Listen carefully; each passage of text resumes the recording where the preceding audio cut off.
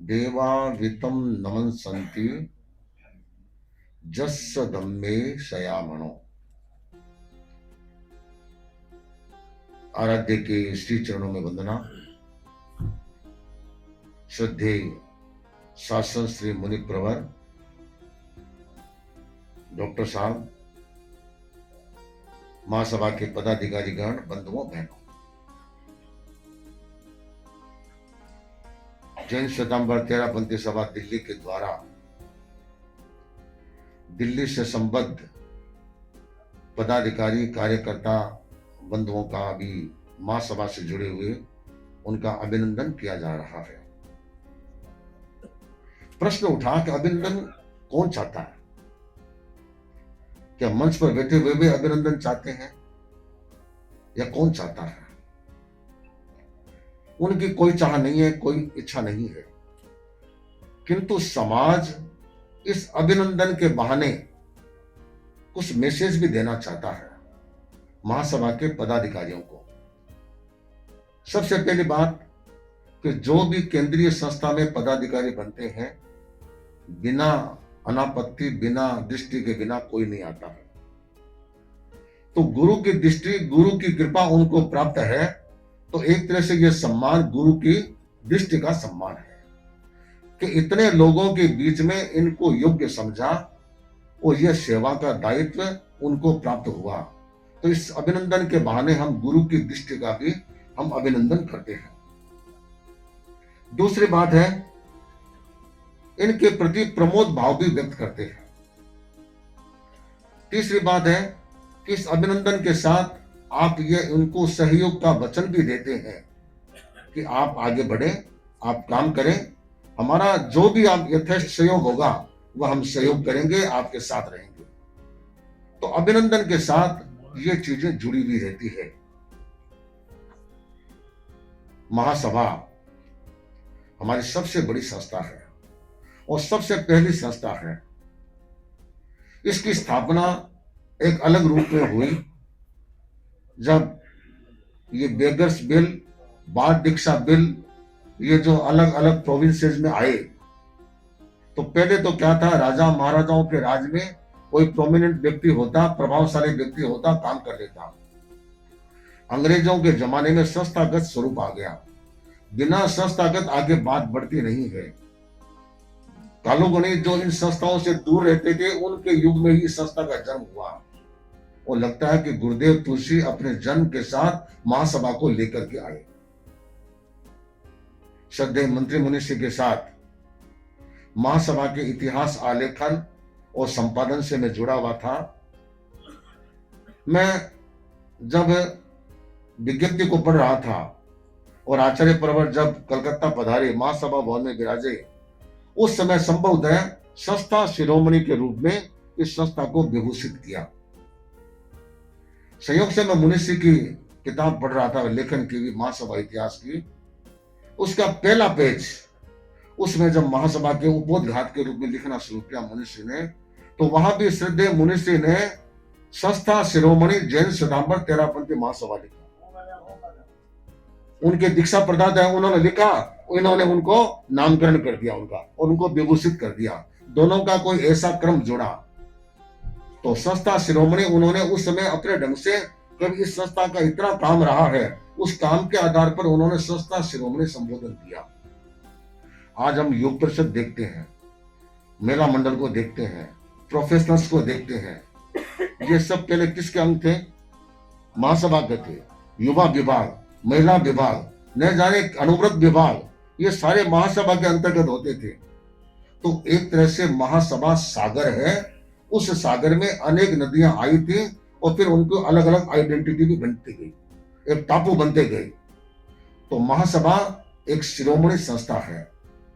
अभी अभिनंदन करवाने ने, महेंद्र जी ने कहा ना कि आप हैं, सुरेश जी ने भी कहा आप हैं तो हम हैं, तभी यह काम हमारा चलता है। तो सबका समन्वित रूप होता है, तभी यह हमारा कार्यक्रम आगे बढ़ता है। महासभा के हमारे अध्यक्ष महेंद्र जी नाहटा, जो दिल्ली से कहते हैं कि पहली बार दिल्ली से कोई अध्यक्ष बने हैं, किंतु ओरिजिनल रूप में सदाशहर के हैं। तो महासभा के अध्यक्षों की शुरुआत तो सदाशहर से हुई और इसकी स्थापना में भी सदाशहर का बहुत बड़ा योगदान रहा। मदन चंद जी गोठी लंबे समय तक इसके अध्यक्ष रहे, अनेक बार में रहे। उसके बाद हम देखते हैं इन वर्षों में राजकरण जी सिरोहिया भी सदाशहर के वे अध्यक्ष बने, उसके बाद महेंद्र जी बने। किंतु ये भी एक इतिहास की बहुत बड़ी बात है कि महासभा के कोषाध्यक्ष के रूप में से ये भी रिकॉर्ड होगा 67 इयर्स तक गोदैया परिवार रहा। 67 ईयर सदाशहर का गोदैया परिवार 66 वर्ष तक रहा। वो यहां तक भी चाहे डोनेशन आया कि नहीं आया, मनोहर दास कटरा की ऑफिस से उनके वहां से पैसा मिल जाता, बाद में जो होता है एडजस्ट कर देते हैं। इतने लंबे समय तक कोषाध्यक्ष नाम बदलते रहे, किंतु वहां पर गदैया परिवार के हिसाब से था, उनके परिवार से कोई भी व्यक्ति उस मीटिंग में उपस्थित होकर के ये कार्य करता था। और इसी तरह सदाशहर में भी कोषाध्यक्ष के रूप में 77 इयर्स तक वहां पर रहे। वो यहां तक कि आचार्यों का प्रवास, मर्यादा महोत्सव, अन्य प्रवास, काशिदों का काम, ये सारा एक ही परिवार, समाज से नहीं, एक ही परिवार से होता था। और उस जमाने में तो आजकल की तरह बुकिंग नहीं होती थी, पैसा नहीं लेते थे, सब कुछ फ्री होता था। पानी क्या, बर्तन क्या, और चीजें क्या, ईंधन क्या, सब कुछ गदैया परिवार से होता था। इतना सदाशहर के लोगों का एक श्रम संघ की सेवा में इतना बड़ा योगदान रहा है। अब वापस सदाशहर के महेंद्र जी नाटा को, और चूंकि अभी दिल्ली के हैं, कर्म भूमि इनकी यही है, तो इनको महासभा के अध्यक्ष के रूप में मनोनीत किया है। मेरा इनसे कोई बहुत ज्यादा परिचय भी नहीं है, अभी दिल्ली आया तब से इनसे थोड़ा थोड़ा परिचय हुआ। किंतु परिचय फिजिकली कम हो ज्यादा हो, व्यक्ति की कर्मठता, व्यक्ति की सोच, व्यक्ति के कार्य करने की शैली, उनसे तो थोड़े में पता चल जाता है। आजकल तो चावल कुकर की सीटी में होते हैं, पुराने जमाने में टोपिये में होते थे। सिजा गनी सिजा हाथ गाल को देखते क्या नहीं, दो चावल देखते उससे पता चल जाता कि चावल सीजे या नहीं सीजे। तो महेंद्र जी से 2-3 बार बात करने का मौका मिला तो लगा कि इनमें विजन है, इनमें एक चिंतन है, कार्य करने की अपनी एक प्रशस्त शैली है और बात को गहरे तक समझने की शैली है। मैं उदाहरण दूं, अध्यक्ष बनने के बाद पहली बार दर्शन करने आए, संयोग से उस समय में ज्ञानशाला के हमारे प्रकोष्ठ के राष्ट्रीय संयोजक सोन जी भी आए हुए थे। ज्ञानशाला के बारे में एक एक चीज समझी और गहरे से समझी। उनकी पाठ्य पुस्तकों को, ज्ञानशाला प्रारूप की किताब को लेकर गए, इसको भी मैं देखूंगा। और वे इस बात से प्रभावित थे कि गुरुदेव ने खाटू में मर्यादा महोत्सव के मुख्य समारोह में 2-3 मिनट तक ज्ञानशाला के बारे में इतना फरमाया। इसका मतलब ज्ञानशाला महासभा की कितनी महत्वपूर्ण प्रवृत्ति है। अर्थात वे एक एक प्रवृत्ति को बड़ी सूक्ष्मता से देखना चाहते हैं कि क्या है, होना भी चाहिए। कमरे में क्या सामान पड़ा उनको कोई पता नहीं रहता है। ऐसे ऐसे हमारे अध्यक्ष भी आते हैं।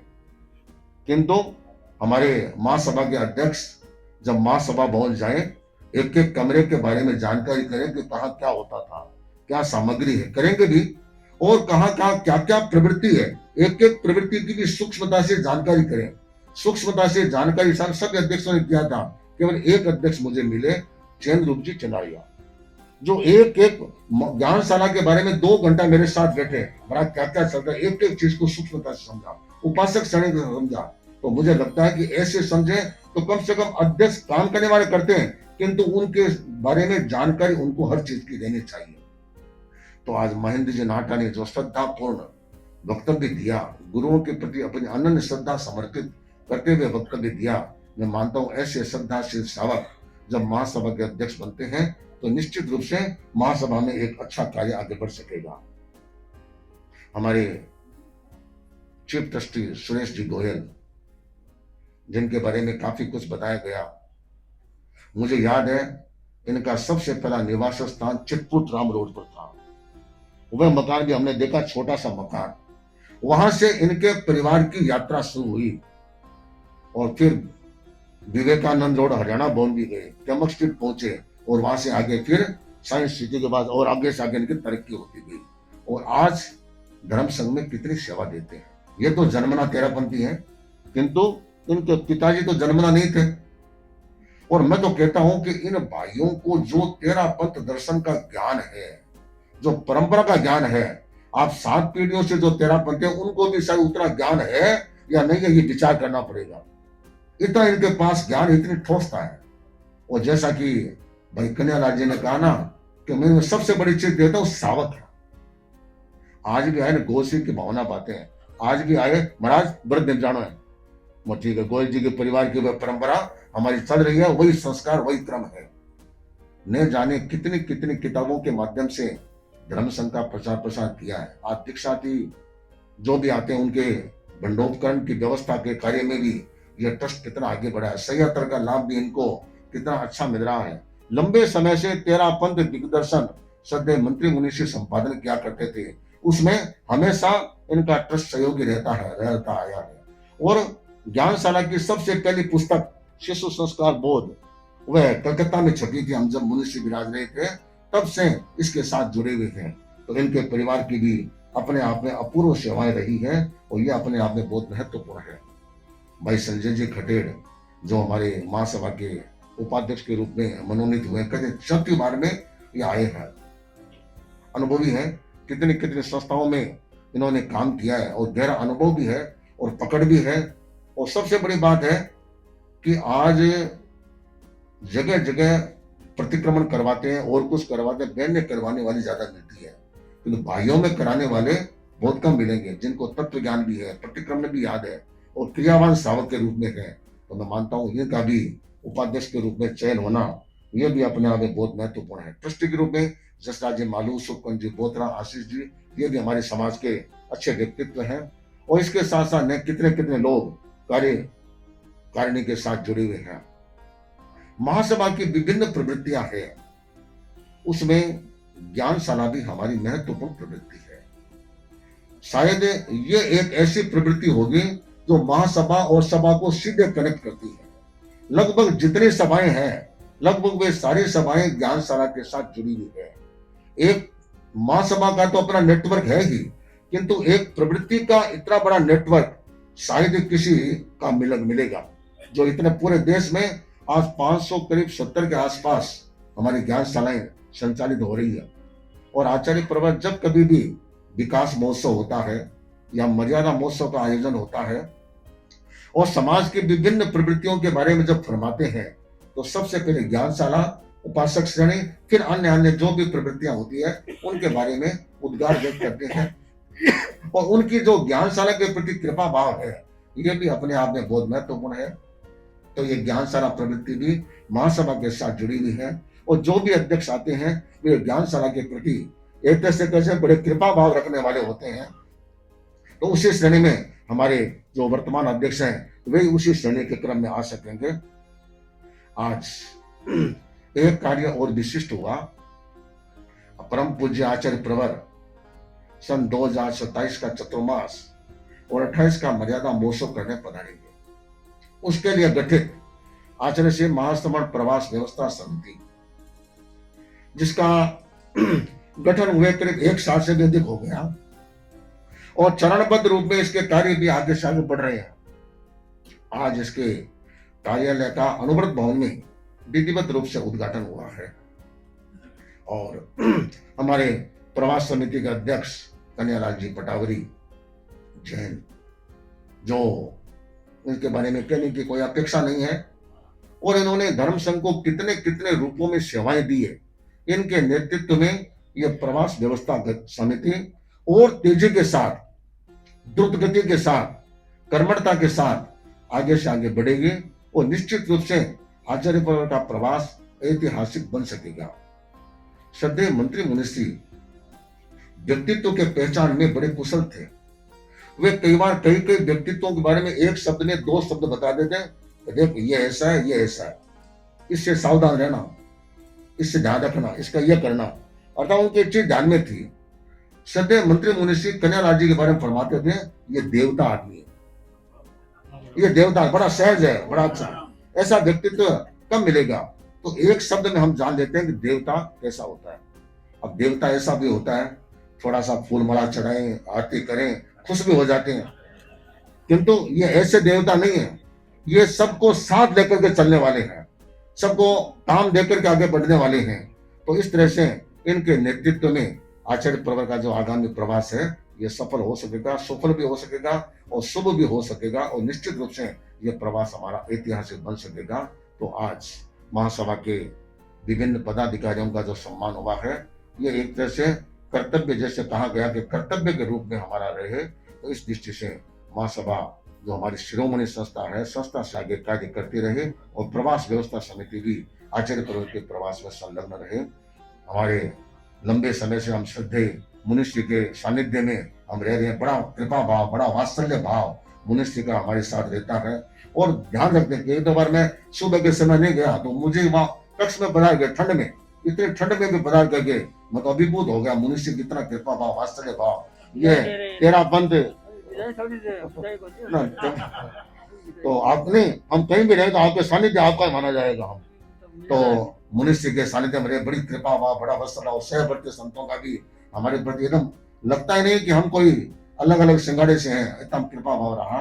तो इतने दिन तक हमारा रहा। आगे कल से हमारा ब्याह अगर सूचना आपको मिल जाएगी। और आज मुनि अभिजीत कुमार जी जो अपने एक विशिष्ट कार्य में लगे हुए हैं, फिर समय समय पर जब भी कोई विशिष्ट कार्यक्रम होता है, इनको चलने में कोई दिक्कत है नहीं, एक लास्ट मोमेंट में सूचना मिलते ही यहाँ पहुंच जाते हैं। इतने कर्मठ इनकी है मुनि जागृत कुमार जी की, इनका भी अच्छा क्रम चलता रहे।